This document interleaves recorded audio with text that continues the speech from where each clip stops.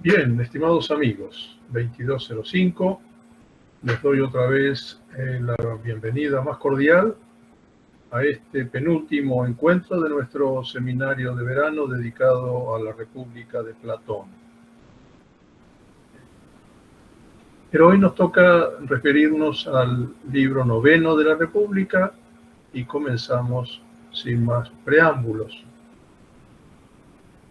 El examen de la tiranía, el más pernicioso y cruel de los regímenes políticos, en el final del libro anterior, el octavo, lleva ahora, mediante las preguntas que abren este nuevo libro, a un asunto más arduo todavía: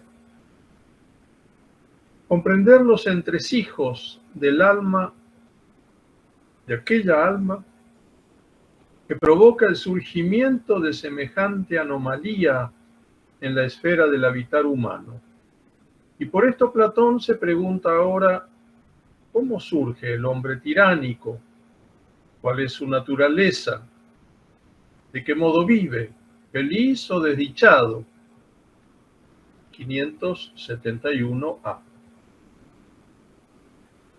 El discurrir sobre esta materia obliga de manera algo sorprendente a considerar los deseos que durante el sueño asaltan a la mayor parte de los hombres y que tanto más violentos y anómalos, paranomoi, son, en cuanto mayor es el poder con que en ellos la parte racional y divina del alma se ve sojuzgada y sofocada por la concupiscible. Precisamente esos deseos, epitumiai, son los que se apoderan del hombre tiránico cuando éste, siendo joven todavía, se ve arrastrado, también por obra de malas compañías, fenómeno viejo como el hombre, allí donde se trata de considerar qué ocurre con la educación, el efecto benévolo o nefasto de las compañías del joven. Cuando el hombre tiránico, decía, o el alma tiránica, siendo joven todavía, se ve arrastrada también por obra de malas compañías hacia un desenfreno sin límites, pasa paronomía, que el hombre tiránico, con el cinismo propio, el joven, con el cinismo propio de un sofista, encubrirá bajo el nombre honroso de auténtica libertad, eleutería jápasa. No está en su derecho el hombre de ser libre, de disfrutar de una auténtica libertad. Así llama el alma tiránica a lo que Platón ha visto que en rigor es un desenfreno sin límites.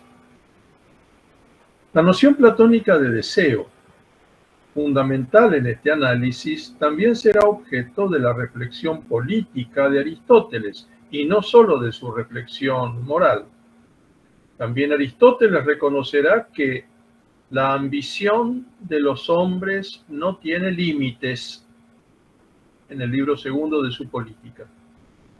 De suerte que, siendo la naturaleza del deseo, en cuanto tal, indefinida o infinita, cito a Aristóteles, la mayor parte de los hombres vive para satisfacerlo.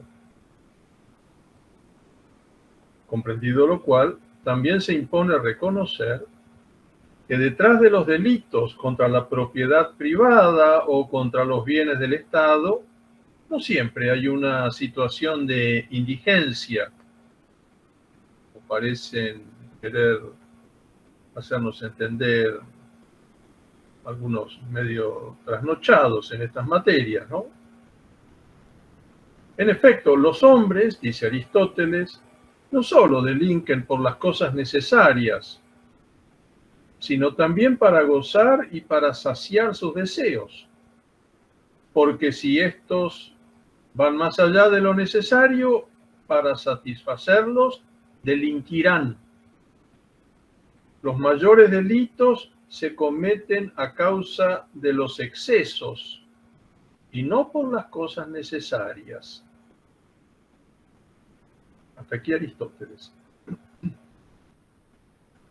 Los mayores delitos se cometen a causa de los excesos y no por las cosas necesarias. Y por ello debe castigárselos con la debida dureza. Todos estamos esperando, ¿verdad?, que la justicia haga lo que debe hacer en relación con estas cosas en nuestro país, alguna vez. Pues bien, el hombre democrático se vuelve tiránico cuando por la debilidad del elemento racional de su alma se convierte en víctima de sus deseos desordenados, siendo su vida la de un esclavo de aquella parte de su ser que nadie en sus cabales podría considerar como la más propiamente humana. Y tal estado de cosas, visto en orden a su concepto, no es sino una forma de injusticia. Quien esclaviza al hombre tiránico es, en todos los órdenes de su vida, el ansia insaciable de llegar a poseer todo aquello de cuanto se figura estar privado. Ansia insaciable o impulso ciego, llamado en griego epitimia o eros. 573d. Vale decir, deseo. Grueso error sería identificar este último, puesto que se llama eros, identificarlo sin más con el amor, que nunca denota, amor que nunca denota, como el deseo, carencia o necesidad, sino por el contrario, abundancia interior, y que recibe en griego el nombre de filia, o bien, como lo hace el Nuevo Testamento, agape, caritas en latín. La presencia en el alma del eros revela en cambio insuficiencia, pobreza, penuria. Ya lo sabía Homero al hacer que sus héroes se entreguen al diálogo solo una vez que han echado fuera o arrojado de sí, tal es la expresión que usa, el eros de la bebida y la comida. Los deseos desordenados y multiplicados acarrean la ruina del patrimonio porque no hay caudal que baste para satisfacerlos. Así nacen las deudas, los engaños, las mentiras, los robos, la violencia criminal que se atreve contra los mismos padres si estos se niegan a consentir los deseos tiránicos del alma juvenil. Platón hace suya de este modo la alabanza de la parsimonia en cuanto a frugalidad y moderación en el gasto, y en términos generales, la alabanza del supremo valor de una vida regida por la moderación y la templanza, en lo cual no hace sino abonar, mediante la reflexión, la enseñanza de los tres portavoces del saber de las musas. Homero, Hesíodo y Solón han dicho precisamente esto en sus cantos. Una enseñanza, por lo demás, que se prolongará más tarde en la obra de los moralistas antiguos, Lisipo, Epicteto, Séneca. Quevedo, nuestro español y nuestro hombre extraordinario que nos pertenece por derecho propio, por la comunidad del idioma, idioma que tantos extranjeros aprenden para poder leer a Quevedo en español. Quevedo, quien tan profundamente conoció a estos autores y al propio Platón, hizo suya la alabanza de la moderación en un memorable soneto doctrinal que comienza como sigue: quitar codicia, no añadir dinero, hacer ricos los hombres, Casimiro, puedes arder en púrpura de Tiro y no hallar el reposo verdadero. Soneto cuyo verso final es una sentencia que dice que si mucho le falta al pobre, al avaro le falta todo.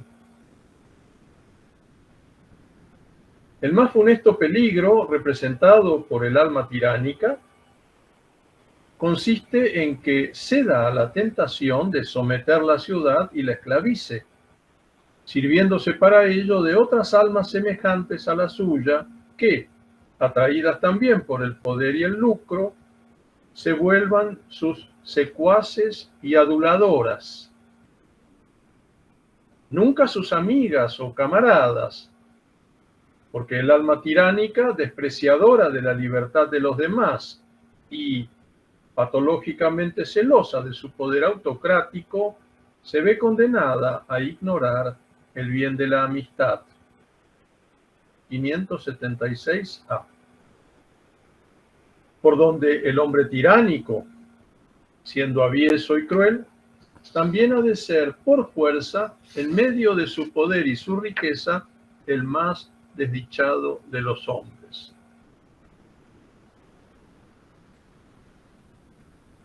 Era de la mayor importancia para Platón mostrar esto, ¿verdad? Porque hace 2500 años entre los griegos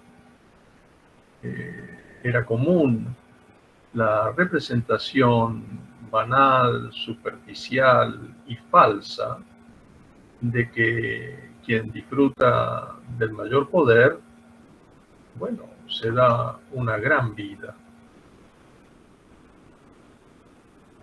En el caso particular del tiránico, del hombre tiránico, esa vida no es sino la más penosa, la más lamentable, la más vergonzosa y la más profundamente triste que puede pensarse para un ser humano. Decía que este juicio es abonado por Platón mediante 3 pruebas.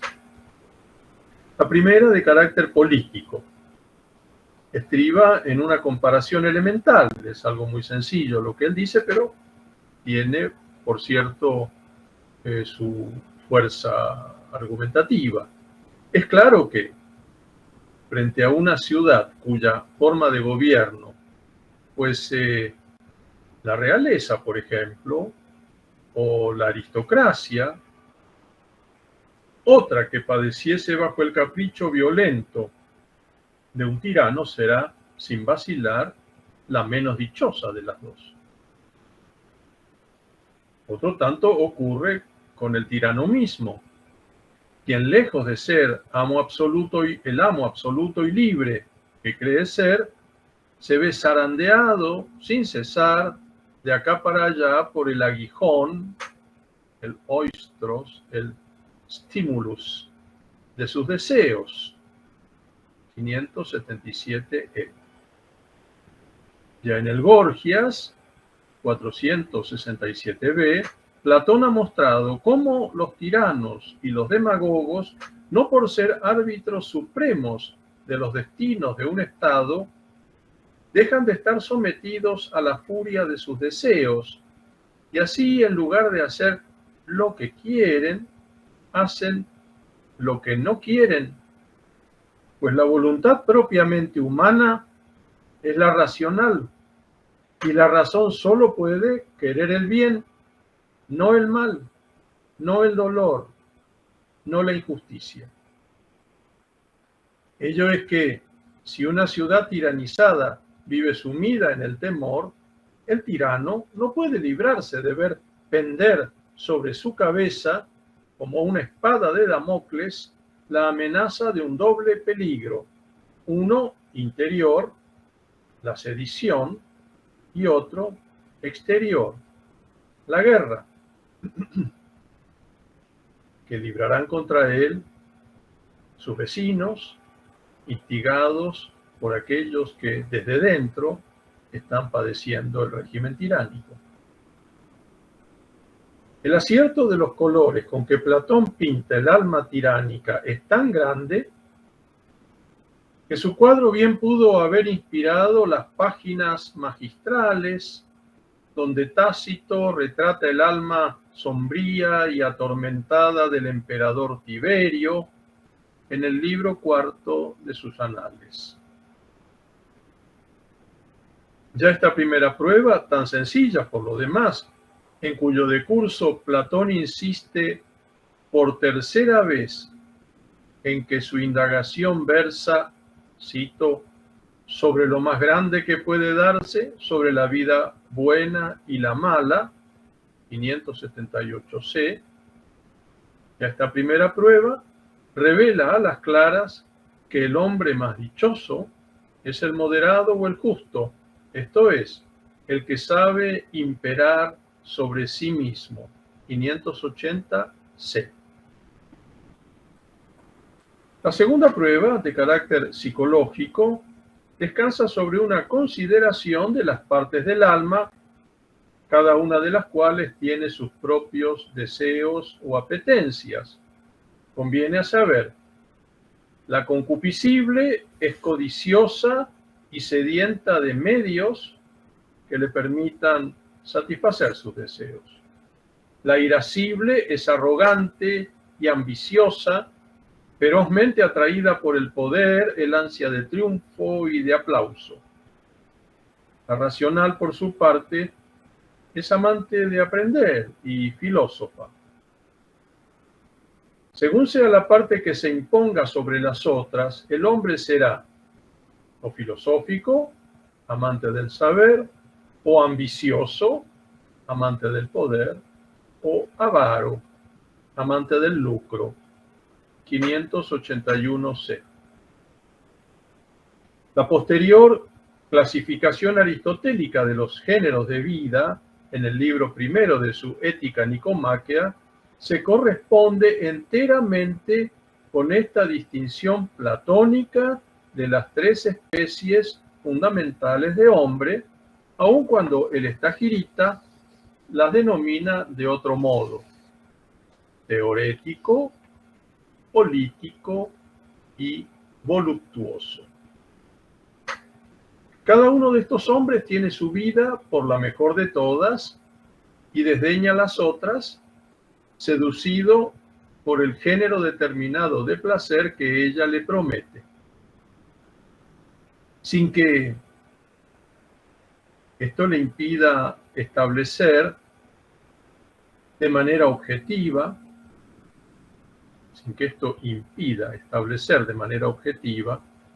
cuál de las tres es la mejor,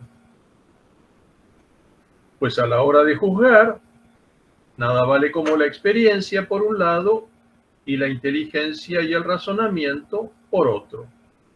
582e. Pero si de experiencia se trata, nada empece que el filósofo conozca los placeres propios de las otras dos vidas, mientras que ni el amante del lucro ni el sediento de poder pueden saber del deleite deparado por la contemplación de lo que es. Y en cuanto a la inteligencia y el razonamiento, ¿quién podría negar que el filósofo se sirve de ambos como de medios inherentes a su actividad? 582d. Y esto habla en su favor cuando él mismo sostiene que los placeres del ambicioso y del avaro no son sino humo y fruslería. 581d. Y que ninguno de esos placeres se iguala al de la parte del alma con que se alcanza el saber. De suerte que si esta parte gobernase las riendas del alma, la vida del hombre será buena por antonomasia. 583a.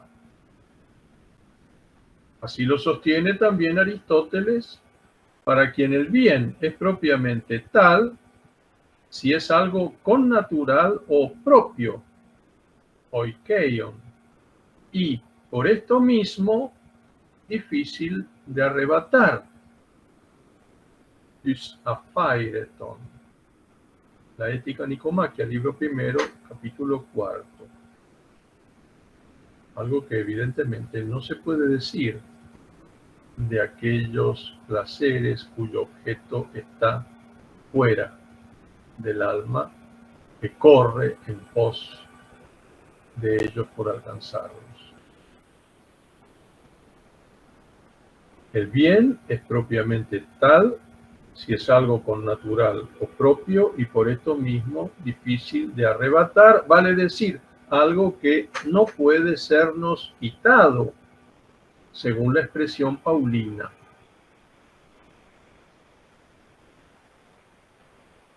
Tras la prueba política y la psicológica, la tercera es de carácter conceptual, puesto que se atiene a la índole del placer en cuanto tal, y hace ver que el del filósofo merece ser antepuesto por su pureza, ya que el de los otros dos tipos humanos está indefectiblemente mezclado con la experiencia de un estado aflictivo. 583b. Para comprender esto, debe tenerse en cuenta que entre placer y dolor, hedoné kai lupe, considerados como dos sentimientos opuestos, cabe un estado intermedio donde ambos parecen estar ausentes. 583c. Ese estado intermedio tiene la peculiaridad, por lo neutro de su condición, de que puede confundírselo ya con el dolor, si el estado neutro sobreviene después del placer, o bien con el placer mismo, si sobreviene tras el dolor. El error o la confusión que en tal caso se produce es manifiesta porque durante el estado intermedio prevalece en el alma una sensación, una situación de quietud o reposo, mientras que placer y dolor son afecciones que implican un cierto devenir o movimiento, kínesis, 583e, o una cierta generación, génesis, como podemos inferirlo de su condición mudable y transitoria. En términos semejantes, se explica también el filebo al dilucidar la noción de placer puro, como denomina Platón, al experimentado por el alma misma, antes que por el cuerpo, sirviéndose, por ejemplo, de la vista o del oído, sin que en tales afecciones sensibles intervenga, y esto es algo notable, el sentido del tacto. Los placeres corporales, en cambio, tal como lo explica Sócrates, consisten en ciertas remisiones o retiradas pasajeras de los dolores. Lupontines apalagai, 584c. También en este caso es oportuna una observación lexicológica, porque el sustantivo griego lupe significa, sí, dolor físico, pero también en sentido figurado, tristeza, afán, inquietud, malestar, desasosiego y en suma todo sentimiento del que uno se ve libre con alivio. Tales sentimientos al estado de dolor en términos genéricos, lupe, es el que nolens volens fatalmente precede a la aparición del placer corporal. Pues bien, así como el hambre y la sed y las afecciones semejantes denotan un estado de cierta carencia o vacío corporal, algo análogo ocurre para el que tiene unos ojos claros, como el del propio Platón, con la ignorancia y la insensatez, solo que éstas denotan un vacío interior, una privación experimentada por el alma, aún sin ser consciente de ella. En el caso del vacío corporal, este se supera mediante el alimento que permite la repleción y con ella la vuelta del deseado equilibrio. Pero cuando se trata del vacío interior, lo que lo remedia es el conocimiento o la inteligencia, sin que entre los términos de esta analogía haya, es verdad, una correspondencia plena, porque la ingestión del alimento corporal pertenece a un ciclo de repleciones y vaciamientos sucesivos, mientras que con el conocimiento ahuyentador de la ignorancia no ocurre lo mismo. Y por esto pudo Solón escribir el verso famoso que dice: envejezco aprendiendo siempre muchas cosas. Gerasko daiei pola didaskomenos. Verso que sería bueno que todos nosotros pudiésemos hacer nuestro al llegar a la vejez. Envejezco aprendiendo siempre muchas cosas. Esto lo decía un griego de hace casi 3000 años. Ningún trabajo cuesta comprender que de ambos alimentos, uno es de mayor entidad que el otro por su relación con la esencia pura, con lo inmutable, lo inmortal, lo verdadero. Se trata del alimento que atañe a la parte racional del alma. Cita: de modo que, si el llenarse de las cosas convenientes a la naturaleza es placentero, lo que se llena más realmente y de cosas más reales, gozará más real y verdaderamente con auténtico placer. 585 DE.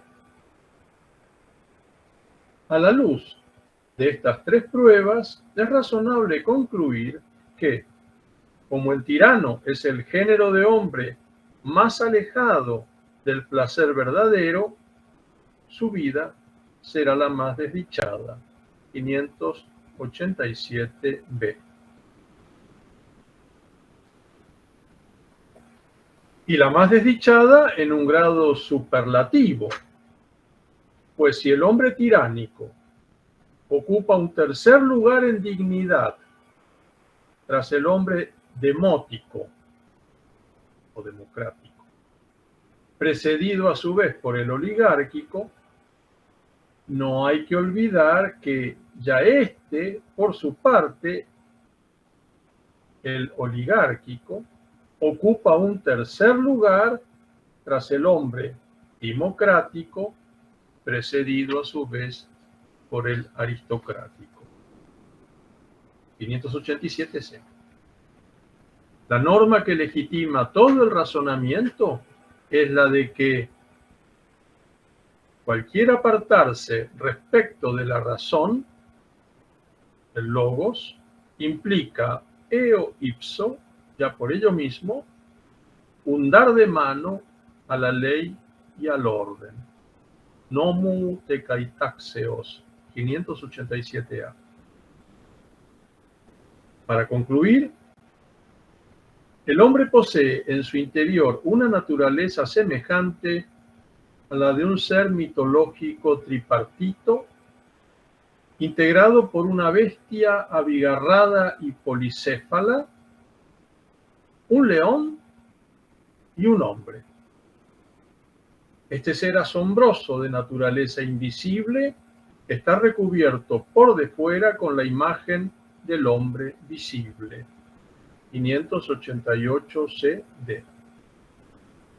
Que aquí no estamos ante una ocurrencia metafórica, ocasional y sin consecuencias, lo sabemos por el Fedro, un diálogo escrito por los mismos años que la República, y donde, a poco de comenzar, Sócrates confiesa que prefiere desentenderse de lo que no le concierne para poder poner su atención en sí mismo, a fin de descubrir, añade, si por ventura es, cita, una fiera con más repliegues y tufos que Tifón, o bien un animal más manso y más sencillo, partícipe por naturaleza de un algo divino y sin tufos.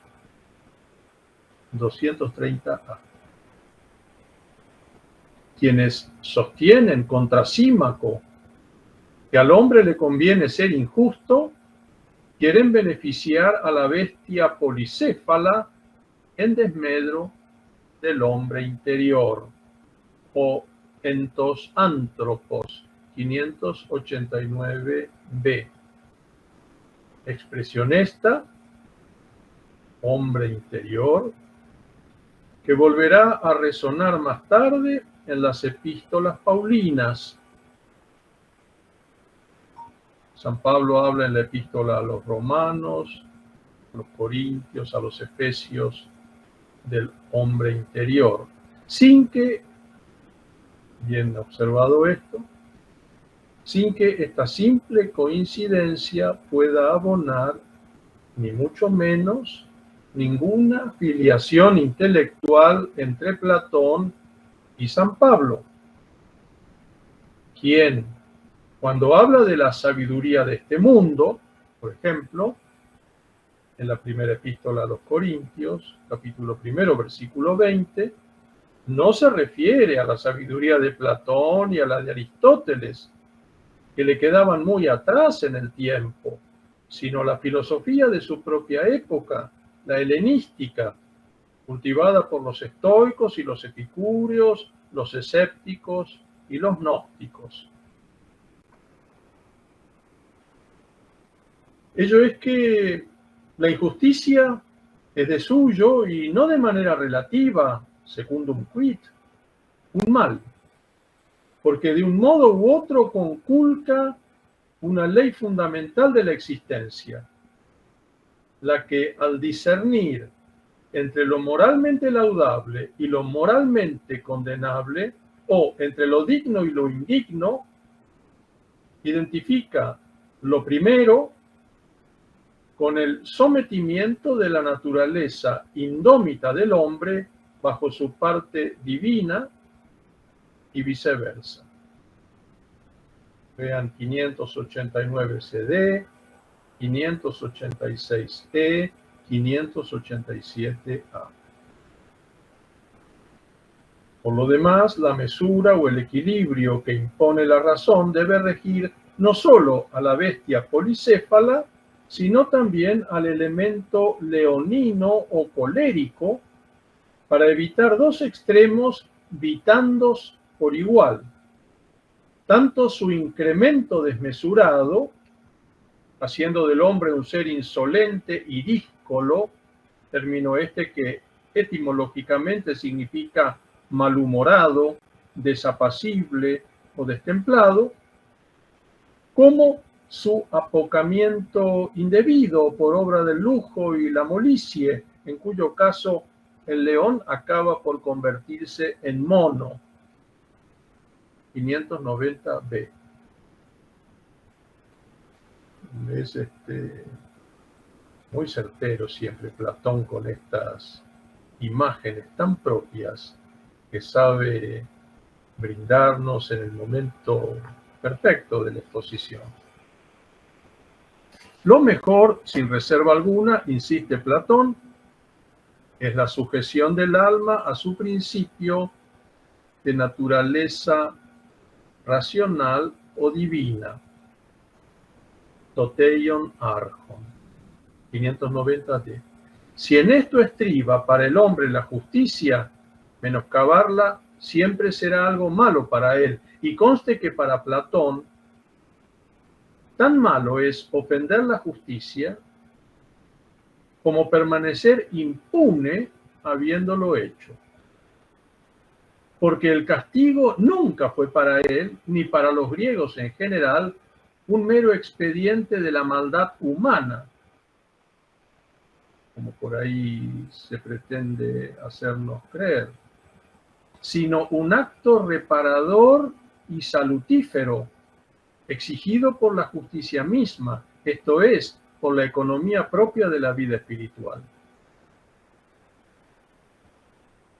Para que haya justicia, debe haber castigo. Decir de un hombre que es justo significa para Platón tanto como decir que posee un alma filosófica. Y por eso llamó a Sócrates el más justo de los hombres de su tiempo. En la epístola séptima, en el Fedón también, 118c. Y en consonancia con su comprensión de este predicado, añade ahora que el justo no cejará en el empeño por sujetar, cito, la armonía visible del cuerpo a la sinfonía invisible de su alma. 591d. Pero en lo que atañe a su obrar, aunque actuará con firmeza y denuedo, lo hará en su ciudad interior, cito, no de cierto en la ciudad patria, a menos que medie alguna circunstancia de orden divino. 592a, es decir, a menos que medie alguna circunstancia de la que él no sea realmente dueño, en la que a él no le cabe por completo decidir. Puesto que el hombre filosófico ve y conoce una polis, el alma, que para el resto de los mortales poco o nada cuenta en cuanto tal, debe él reservar sus fuerzas para obrar, cito, únicamente en ella y en ninguna otra. 592b. La elocuencia de esta breve sentencia con que se cierra el libro es de un vigor extraordinario y confirma la amonestación al apartamiento filosófico de la vida pública expresada ya en la Apología, 31c y siguientes, y luego en el Gorgias, 521d y siguientes. Por mucho que la traducción del título griego de nuestro diálogo Politeia sea república, debemos tener presente que tal palabra no nombra, como en las lenguas modernas, un régimen político determinado. En lugar de ello, designa de manera general todo ordenamiento político, estatal, o el modo en que se administra o constituye un Estado, sin declarar puntualmente en qué forma. Aun cuando resulte inevitable comprender de buenas a primeras la palabra politeia o república en su acepción política, la lectura de este diálogo platónico nos enseña que ella designa en rigor el modo del gobierno del alma, concebida por Platón, según hemos visto, como un todo complejo integrado por tres elementos, cada uno de los cuales puede, en principio, prevalecer sobre los otros dos. Así como en la polis hay diversos estamentos y grupos de poder entre los que debe imperar una cierta armonía para que ella pueda alcanzar su verdadero fin, así, de manera análoga, ocurre con el alma. También ella es una polis, donde la vida moralmente laudable o censurable, esta magna cuestión sobre la que gira la obra íntegra, 578c, depende del gobierno bueno o malo que la rija. Solo que la pericia o idoneidad de tal gobierno depende de su justicia, esto es, de que comprenda que para todo ser lo mejor es estar sujeto a lo divino y lo pensante, como leemos en 590d. Lo mejor para todo ser es estar sujeto a lo divino y lo pensante. La expresión es de modo clarísimo un endiadis. Estas expresiones muy frecuentes en la literatura antigua, también, claro, después luego se utiliza en las literaturas modernas sin ninguna dificultad. Este recurso que consiste en nombrar una realidad única mediante dos palabras, mediante dos expresiones. Es un modo de decir que encarece o enriquece, pero cuando estamos ante un endiadis, no tenemos que pensar que estamos ante dos cosas, sino ante una sola nombrada mediante dos palabras. Aquí se habla de lo divino y lo pensante. Como decir que lo pensante es divino y que lo divino es pensante. Convendría tener siempre presente ante los ojos un pasaje como este,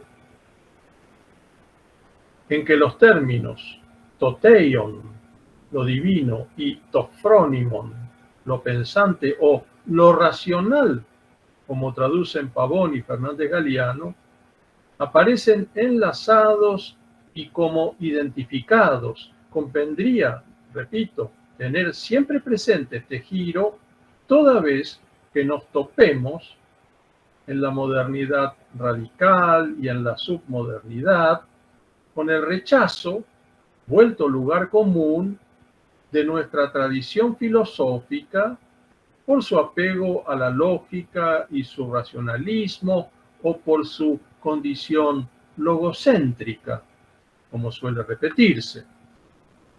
Porque ese rechazo, como bien se comprende por las palabras de Platón que acabamos de citar, es el de una tradición filosófica que posee a lo largo de sus tres épocas una impronta inequívocamente teológica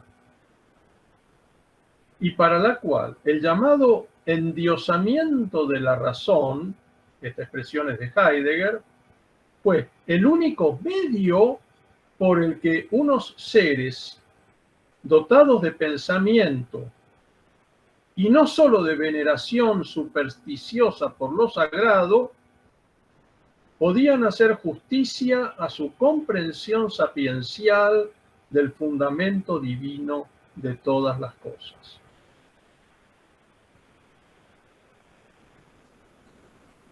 Es para dilucidar la naturaleza de la justicia pensada precisamente del modo en que lo exige el amor a la sabiduría, que se recurrió al expediente de crear mediante el diálogo, esto es, mediante la palabra, esto es, mediante el pensamiento, una ciudad ideal, cuyo gobierno estuviese en manos de filósofos dignos de tal nombre, siendo claro que por tales no se ha de entender ni solo ni únicamente a aquellos que hoy por hoy cultivan la filosofía como una profesión sin cuidarse demasiado por el estudio y la relectura de los diálogos platónicos. Llama la atención en estos diálogos el interés tributado a los asuntos políticos, desde obras primerizas como la Apología y el Critón, hasta el Canto del Cisne de las Leyes, pasando por la Carta Séptima y por dos diálogos de tanta sustancia ética como la República y el Político. Pero, mientras que para Aristóteles, pueden ver la Ética Nicomáquea al respecto, el libro 10, capítulo 9, mientras que para Aristóteles el saber desplegado en su política representa por su carácter universal el remate y la coronación de su ética en sentido sistemático, puesto que la política mira por el todo antes que por las partes, el final del libro 9 de la República, que según Pavón y Fernández Galeano en una nota ad hoc, deja en el ánimo del lector una impresión de profundidad y grandeza como pocos otros de la literatura antigua, muestra las cosas de un modo completamente diferente. Porque para Platón el interés por la dimensión política del habitar humano permanece invariablemente subordinado a su preocupación por el orden monástico de la existencia, esto es, por el destino del alma individual.